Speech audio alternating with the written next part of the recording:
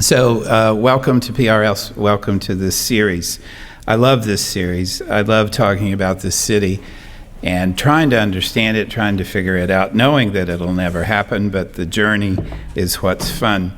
So what we do here, last year what we did was a mythological reading of the city. So we did the myths of the city, like creation myths and hero myths. By the way, Jeff Lebowski, one of the most noted heroes of Los Angeles. Tricksters, Amy Semple McPherson, etc. So this year we thought we'd just try to get a understanding, at least one understanding of the city through its literary lights. So there's plenty of that too. And tonight I'm happy to talk with you about Eve Babitz and her unique vision of Los Angeles, a city of sex and rage that's better than Eden. So you may know of Eve Babitz, and that's a good thing if you do. 10 years ago, I don't know that I would have been able to say that, because she's just recently experienced a resurgence, and that's a good thing. She was born May 13th, 1943. She says she was Igor Stravinsky's goddaughter, and she says, I look like Brigitte Bardot, and I was Stravinsky's goddaughter. So she's very shy, as you can tell. I like this. She's the daughter of May and Sol, and there's Igor. She's not famous, but known, it was said. This is Penelope Green in the New York Times. Ms. Babitz wasn't famous exactly, but she was always known for being Hollywood royalty, for her love life. And I kind of hate doing this, but okay, let's get this out of the way. A partial list of Ms. Babitz's paramours includes Jim Morrison, Harrison Ford, Steve Martin, Annie Leibovitz, and Walter Hopps. We'll come back to Walter Hopps in a minute. And for her physique, Rubenesque in a land of Twiggies. Okay, I'm quoting. Yes, so she's known for all these things. We're going to come to that later on when we talk about some of her works, about how she got misread, I think, and is now only newly been appreciated. Of course, she doesn't help her case because she puts all this out front. Not that she needs to help her case. She's just not shy about saying what she likes and what she does and who she likes and who she doesn't. For example, she wrote Joseph Heller, famous author of Catch-22. She wrote him this: Dear Joseph Heller, I'm a stacked 18-year-old blonde on Sunset Boulevard. I am also a writer. Eve Babitz. And then, of course, there is that photo. So if you don't know her for anything else, you might know her for this. And this is our old friend Walter Hopps coming into play here. So Walter was married, but was sleeping with Eve and was curating an exhibit by Duchamp at the Pasadena Art Museum in 1963. Duchamp at this time was not especially interested in art. He was more interested in chess. And so he came to the art museum really to play chess. But it becomes something else. Let me see if I can give you some of Eve's perspective on this. So she's sleeping with Walter, married Walter Hopps. Marcel Duchamp is coming to Pasadena, and she has an idea. Actually, it's the photographer, Julian Wasser, who has this idea. Let's listen to her talk about it here. She wanted to go to the event, and Walter wouldn't call her back. Mistake. So she makes her way into the event. Walter never called me back. I wasn't invited, but everybody knew I was going anyway. Even my sister, who was only 17, I was 20, was going with this bold photographer, Julian Wasser, a time photographer who drove around with the police radio in his car. When he came to pick up my sister, Julian noticed that I was to be left behind, and he invited me, but I felt so banished in spirit, and it didn't seem to me to be the sort of thing you could crash. Agreed. And obviously, I'd disappointed Walter so much that he forgot all about me. So she ends up going with Julian and her sister, and Julian says to her, "Hey, Eve, why don't I take a picture of you nude playing chess?" As one says. And she writes, "Heretofore, the only nudes in LA were calendar girls, starlets trying to pay the rent. Of course, me being the nude sort of made me feel like I was pretending I was way bolder than I was. But then anything seemed possible for art that night, especially after a lot of red wine. Still, this was Pasadena, the home of gracious ladies painting watercolors on afternoon outings. So I said, 'You better ask people, Julian, and make sure it's okay,' which is very, very unlike Eve Babitz, but she was young. I've known plenty of great photographers in my life, and if there's one thing they can do, it's trample over objections. Julian disappeared, and when he came back, he said, 'It's all set.' 'Does Walter know?' I asked. 'They'll tell him. Anyway, he thinks it's a great idea.' A really great idea." She continues, "All my ideas about Pasadena, about LA itself, were undergoing a molecular transformation. We were going from Little League to a home run in the World Series, playing chess nude. Even my father thought it was a great idea. Driving home in the car, although my mother did say, 'If you change your mind, darling, it won't matter.'" And this is Eve. "The only trouble was I'd been taking birth control pills for the first and only time in my life, and not only had I puffed up like a blimp, but my breasts had swollen to look like 2 pink footballs. Plus they hurt. On the other hand, it would be a great contrast, this large 2 LA surfer girl with an extremely tiny old man in a French suit playing chess." The match begins. I, of course, had youth and beauty and birth control pills over him, but he had brains on his side, or at least chess brains. And though I tried my best, moving a knight so at least he knew that I had some idea what a knight was, he moved his pawn, and the next thing I knew, I was checkmated. Fool's mate, they call it, when you're so stupid that the game hasn't even begun and you've lost. I became interested in playing and tried to stop thinking about holding in my stomach. But every time I thought I was so brilliant, like taking his queen on the 4th move, I'd lose. Of all the things that have ever gone on between men and women, this was the strangest in my experience. But it got stranger. For one thing, there were Teamsters in the next room, moving paintings, and they couldn't help but be amazed.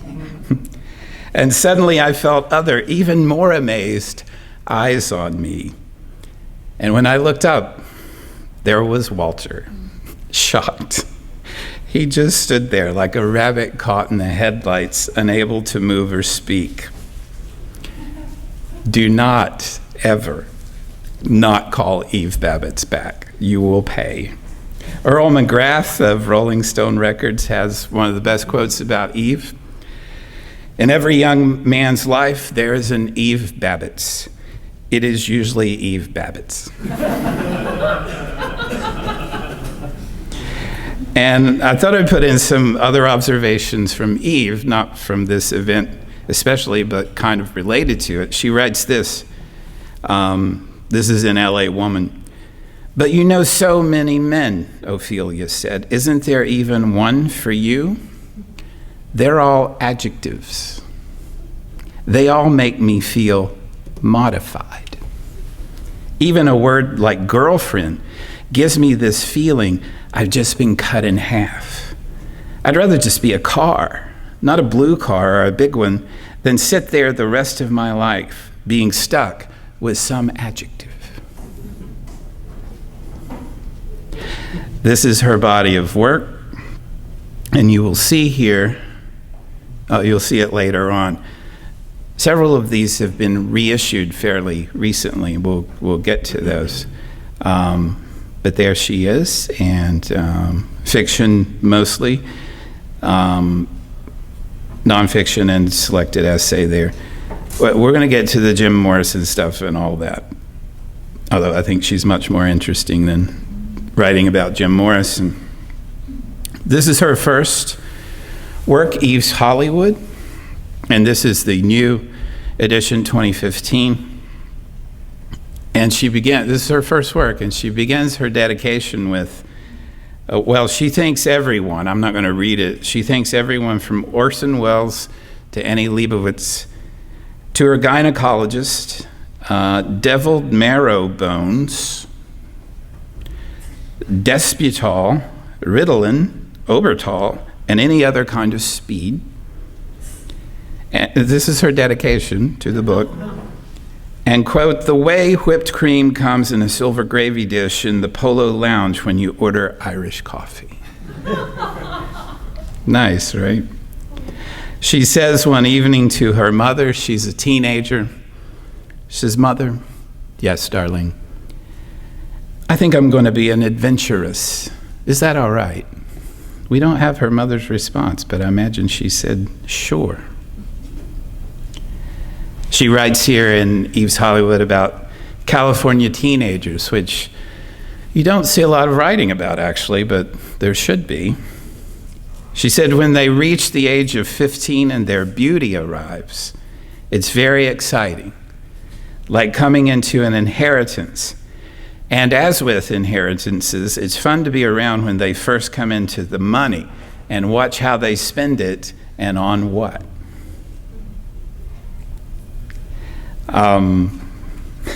Right. So many trenchant, penetrating observations about Los Angeles. That's what I want to focus on, although she writes about all kinds of things. She writes this: if you live in LA, to reckon time is a trick, since there are no winters. There are just earthquakes, parties, and certain people and songs. That's as good a description of LA as you might find. Earthquakes, parties, certain people, and songs. She could have been a food writer, a la Jonathan Gold. About taquitos, she writes, watching turns out what has been only a stir in your frontal cortex into a complete physical wanton craving, like listening in whorehouses is supposed to do. She's talking about taquitos. Like listening in whorehouses. She's watching a taquito being made. And then she writes this about Jewish food. Jewish food was something you only get to know when, after hating your entire childhood and thinking everything from the horseradish on the gefilte fish to the no desserts were without sympathy to the human condition, you find yourself alone and cold in a strange place and suddenly discover that you have to have kasha or you'll shrivel up and die. Wonderful. So this is Slow Days, Fast Company, the world, the flesh, and LA. And you can see here that this is a 2016 reissue. Again, she's being rediscovered. So New York Review of Book Classics has published some of them, and Canongate has published others. And I really like Matthew Spector's introduction here to this book. I think it does her a great service. He writes, Babitz ceases to be the heroine of her own literary biography. She becomes just another flytrap, not quite cautionary tale, a party girl spattered with genius instead of an actual genius who just happened to, like to party. Of which, so what? The 20th century is littered with fabled male geniuses who enjoyed their opium, their reefer, their booze and sex and cocaine, but very seldom are these particular titans introduced as drug and conquests first. And that's what I was talking about earlier. I think she was misread in the 70s when she first started writing. I don't know. But I'm glad she's come back, because she can easily be misread as a gossip girl. And again, she doesn't shy away from this. So she could have tried to say, hey, I'm not this, but she doesn't. She just plunges headlong into it. And it's a cause for misreading, I think. I mean, we don't say that about Bukowski, you know? I mean, what a wreck, you know? We don't talk about I guess we do talk about his drinking, but that's not the first thing that comes to mind for Bukowski. It's the bluebird down in your heart, right? That's the first thing that comes to mind. Babitz is that kind of writer. She's raw and in your face and unashamed and bold. And maybe we don't allow women, I don't know, to be that way, women writers especially, to be that way. We see that first and the genius later. And I would venture that's what's happened with Eve Babitz, is we saw the Jim Morrison stuff, you know, LA Woman, and the Chateau Marmont and all that, and we forgot that there's brilliant writing underneath all this. For example, she says in this book about LA and about writing, you can't write a story about LA that doesn't turn around in the middle or get lost. This is a feature of her writing. It's not a straight narrative line by any means. It's more filmic. It's scenes, you know, and they connect or not, or leave you to connect them. Babitz remarks, you can't write a story about LA that doesn't turn around in the middle or get lost. She says, I can't get a thread to go through to the end and make a straightforward novel.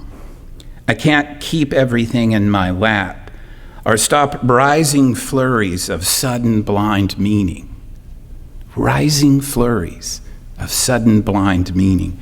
But perhaps if the details are all put together, a certain pulse and sense of things will emerge, and the integrity of the empty space with occasional figures in the landscape can be understood at leisure and in full.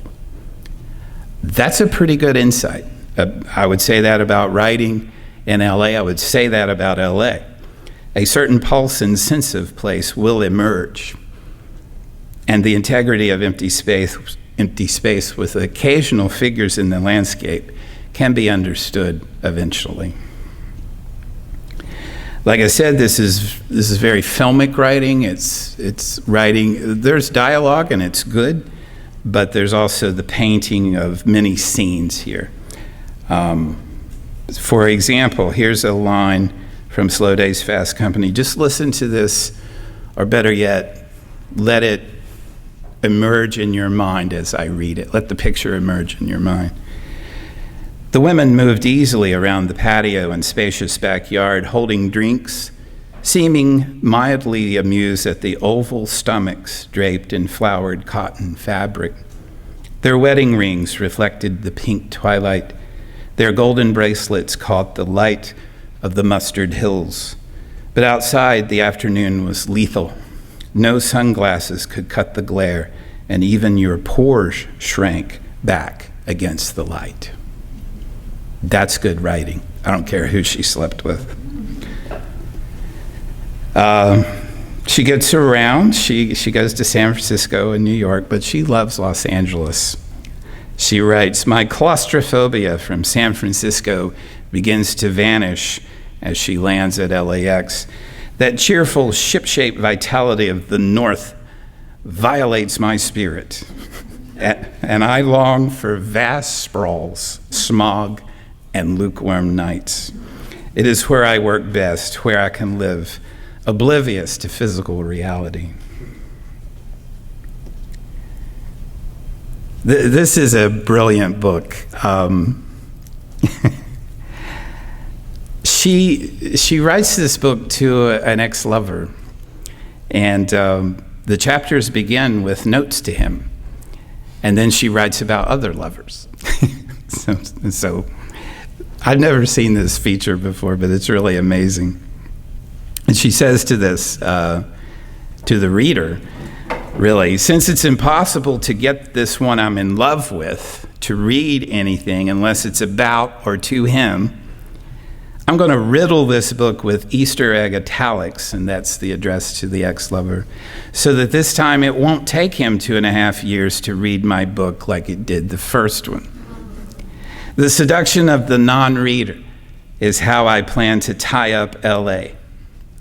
Virginia Woolf said that people read fiction in the same way they listen to gossip. So if you're reading this at all, then you might as well read my private asides, written so he'll read it.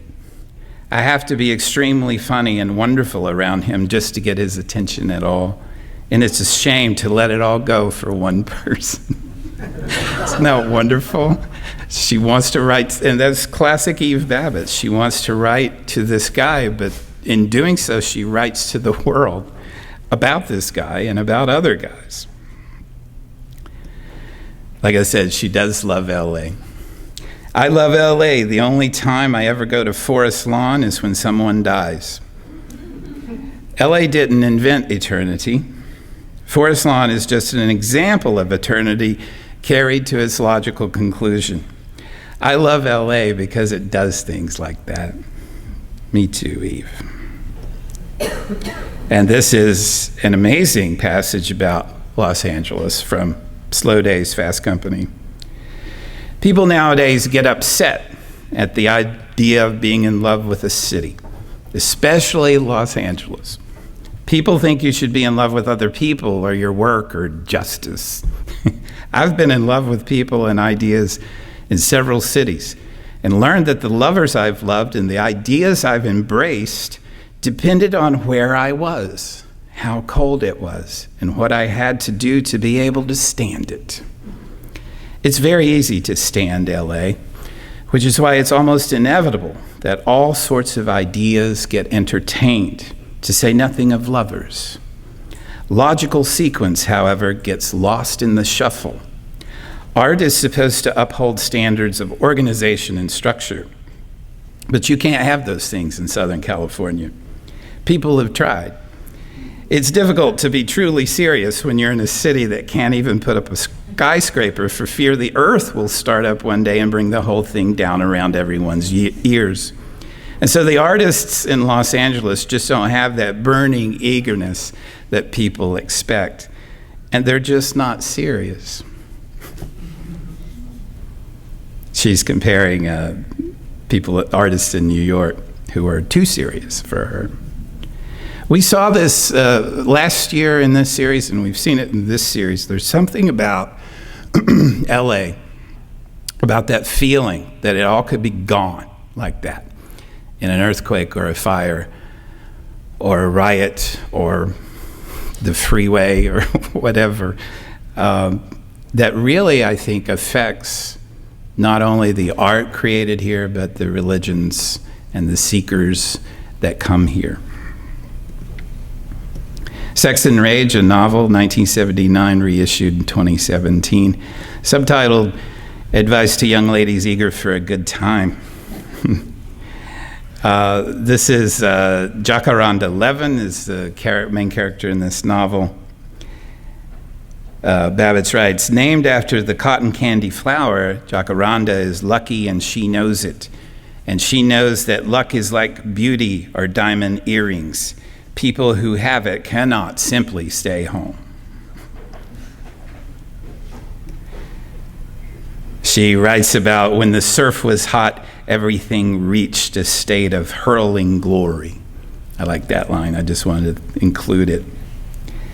Jacaranda this is thinly veiled Eve. Jacaranda spends her nights in those mansions above the Hollywood and Beverly Hills, where ambulances once lost their way.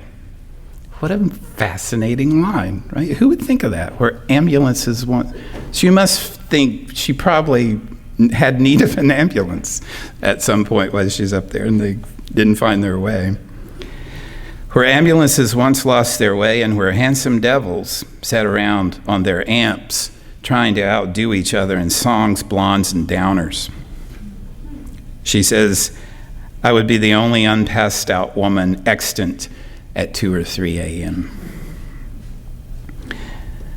There is Etienne, another character, who writes, along with the opium, along with the opium, champagne, brandy, and cocaine, Jacaranda and Etienne would clash by night, sometimes till dawn, when they'd walk along the dewy lawns. She never knew whether he owned or rented this paradise, the man she's staying with, towards the view, and watch L.A. turn bluish pink, then yellow, then smog. And then here's a line about a fascinating character in this novel named Max, whom she's very drawn to. Max's laugh was like a dragnet. It picked up every living laugh within the vicinity and shined a light on it, intensified it, pitched it higher. It was a dare. He dared you not to laugh with him. He dared you to despair. He dared you to insist that there was no dawn, that all there was darkness, that there was no silver lining, that the heart didn't grow fonder by absence. He dared you to believe that you were going to die, when you at that moment knew, just as he did, that you were immortal. You were among the gods. That is fine writing.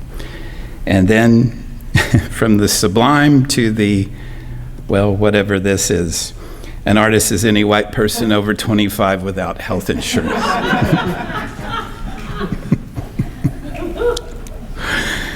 Oh, goodness. So then there is L.A. Woman, 1982, and she is the L.A. woman of the song. Let's go now. To my place, quickly, let's go now, the character says.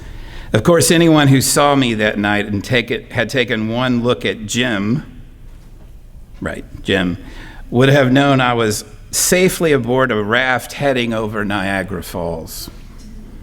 That night I was 23 and a daughter of Hollywood, alive with groupie fervor, wanting to fuck my way through rock and roll and drink tequila and take uppers and downers, keeping joints rolled and lit, a regular customer at the Clap Clinic, a groupie prowling the Sunset Strip, prowling the nights of summer, trying to find someone who promised I should, if I didn't stay away, only run into trouble endangering my life. And I love this line. For LA women became LA women if they got there young enough, no matter what they had been born into. And that is the promise of Los Angeles that we've seen over and over again, is the opportunity for recreation. So to be an LA woman, you can come from anywhere. And then I just love these lines, so forgive me, I'm just sharing you some brilliant lines, I think. She was sure she wasn't ever going to Hollywood, so she went. Love that, right? The trouble with being normal is that it stops you from being great. These are all asides, dialogue from her characters. Now there's Black Swans, some stories, again reissued here, 1993 and then 2018. The same sort of characterization of herself. Fun was all the truth we needed. Great line. And then she talks about this self-enchanted city. We live in a world where whoever sedates us with the most glamour and captures our imaginations with the greatest intensity becomes history. Hollywood is a fiction that happened. A fiction that happened. A tornado of fabrication, a comedy of publicity. It's as tenuous today as it always has been, but it is still standing. Whatever it is, this Hollywood, it's not over, not yet. Well, and then there's expensive regrets. There's no way for me to do this justice, so I'm just going to suggest, it's going to sound bad, but I'm going to suggest you read it on your own.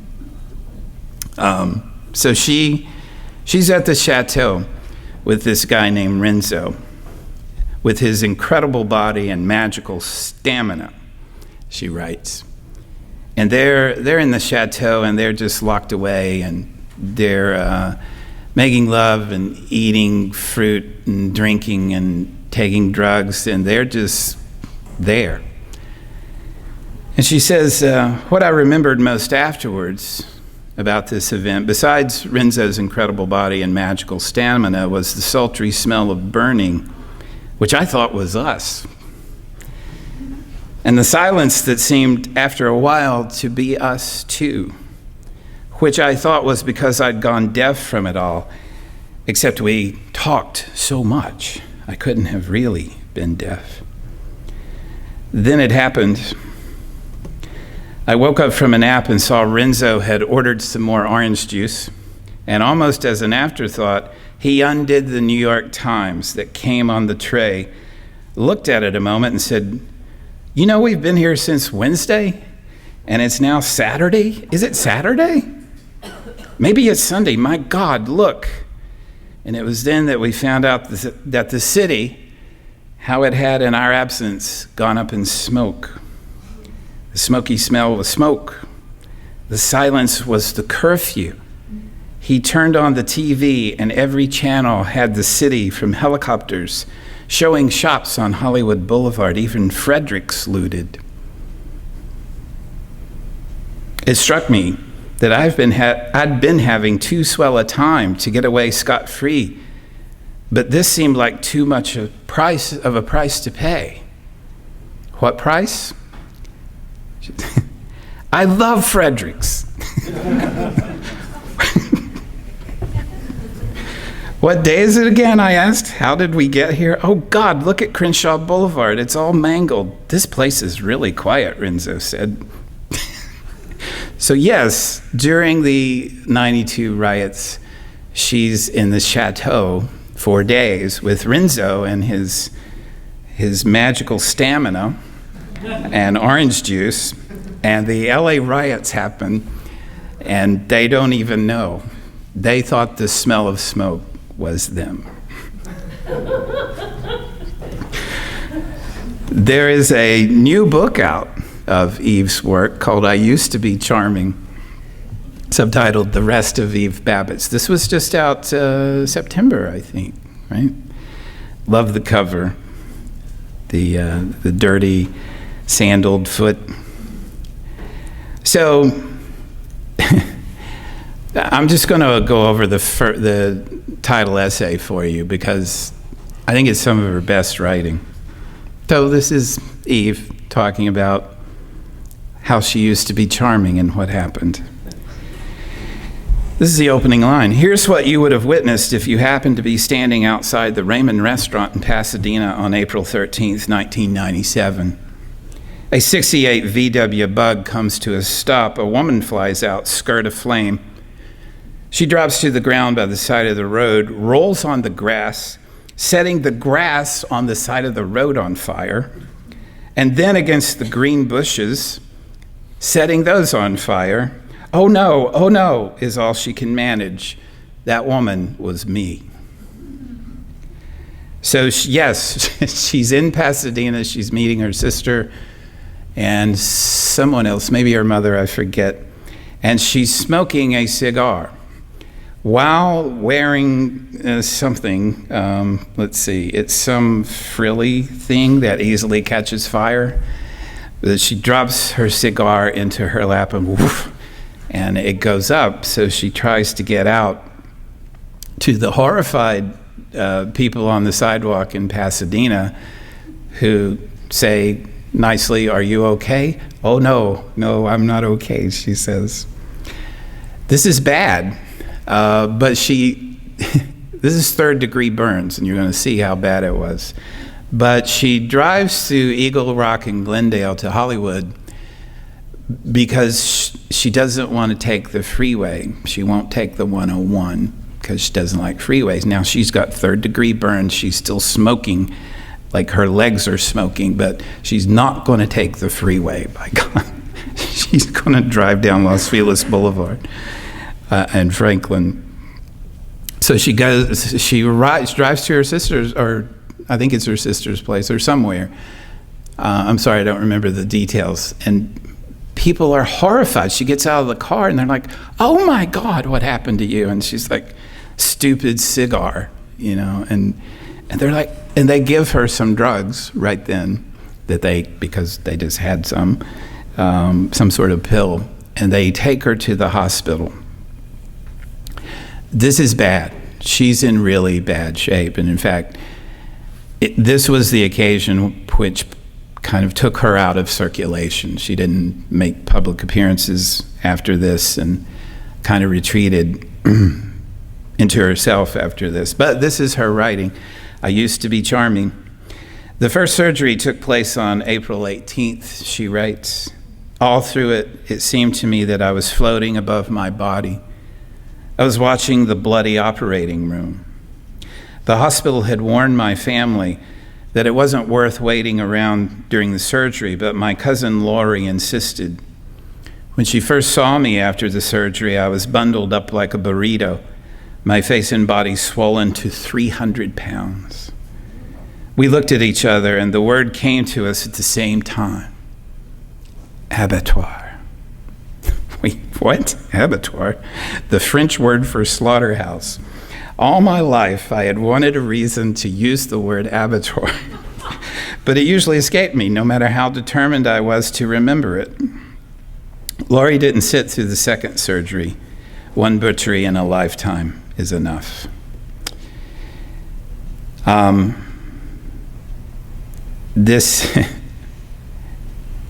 And she notes, this wasn't the first time I'd been nakedly embarrassed in Pasadena because of the photo, right?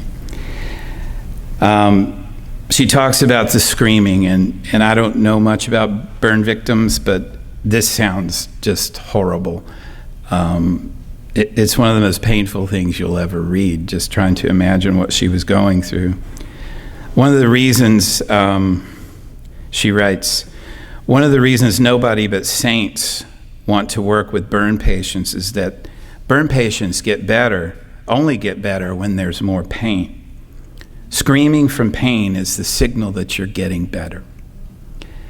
And that's another Eve Babitz trait, is she's making this general observation, and yet it's an esoteric truth, right? Screaming from pain is the signal that you're getting better. It was the modern era, so they put me on the latest thing, an antidepressant called Paxil, she writes. It didn't do anything for the insomnia, but it did enable me to speak with enthusiasm about everything that was wrong with me. I would list my complaints, starting with my head, too cold, sticky rubber pillow, my arms bleeding, my gut constipated from the opioids, my heels developing bed sores. Paxil gave her a voice. Well, and then in closing here, Curbed LA did a really nice piece on Eve Babitz, given her resurgence in the culture. And so this is from their piece, Eve Babitz's Los Angeles.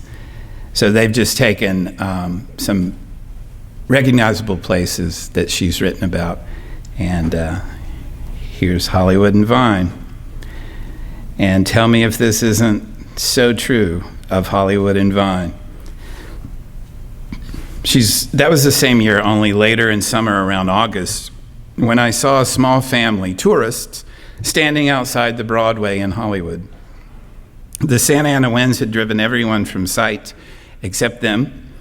Wind swept in a 105-degree morning as an actual tumbleweed careened into them and then flew down the middle of the street alongside of a 91W westbound bus. They were dusty and overdressed, especially the mother. She was haggard and skinny and wore navy blue with white polka dots and sighed with unnoticed despondence. Well, here we are, Hollywood and Vine. Right? There's nothing there. I mean, why do people go there? Okay. Bunker Hill. We've talked about Bunker Hill with John Fante, the brilliant John Fante. She remembers it.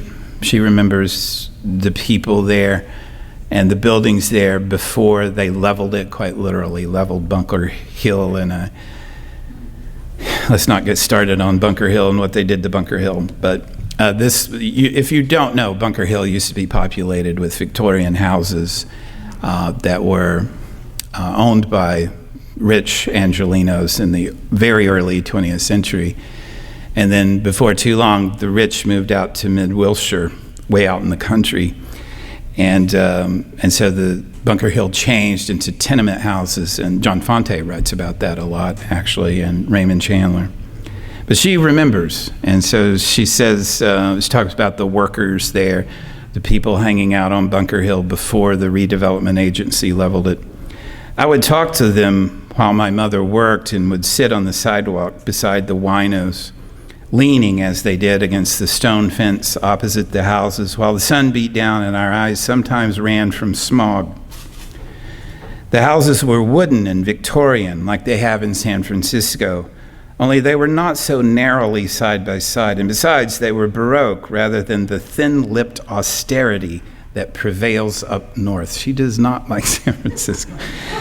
They were colonial in the desert, tropic valley, and the shingles, carving, porches, gables, and doors were all wonderfully whittled from memory, while flanked by palm trees, sweet peas, wild roses, and poinsettias. That's the old Bunker Hill, right? Sure, a little rough around the edges, but flanked by palm trees, sweet peas, etc. Right, where am I? Right down the street, John Marshall High School. She she was afraid to go to Hollywood High, which is where she was scheduled to go. Too many beautiful girls and brutal sororities.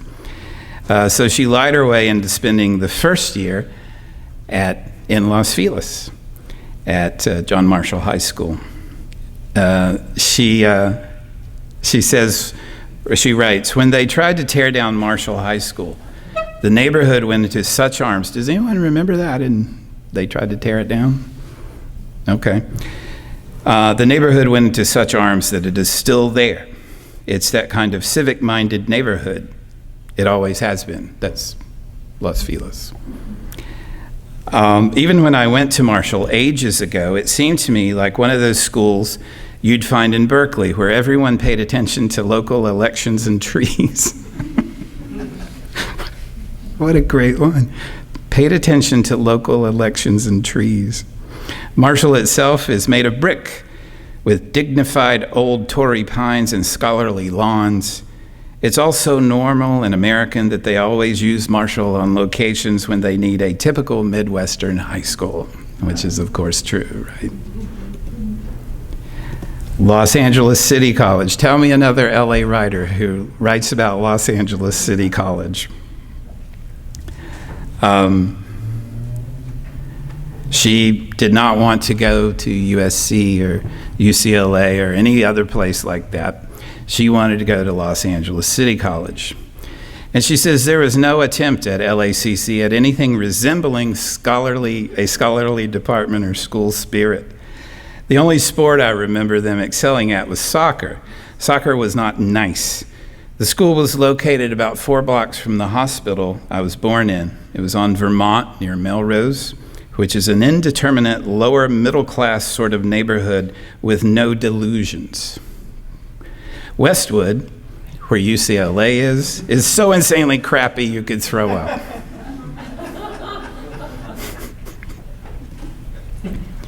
And then we mentioned the Garden of Allah because Fitzgerald stayed there, and a lot of people stayed there. And she had a fake ID, and so she would drink at the Garden of Allah bar. So she said that she tried to be clever around men who were twice as old as Sally and me, her friend. Orson Welles, Dorothy Parker, all kinds of people lived there. She says, writes, the awkward basement pillars of the Chateau Marmont support the past. The ghosts and furies from Allah Nazimova's garden eventually wafted across sunset when the respectable savings and loan building was erected by Bart Leighton. He probably thought he could just come and build the garden would cease, but a few years later he lost everything, and not long after that, despondent, he killed himself.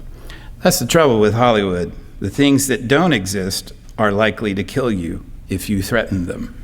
The things that don't exist. And then the Chateau Marmont.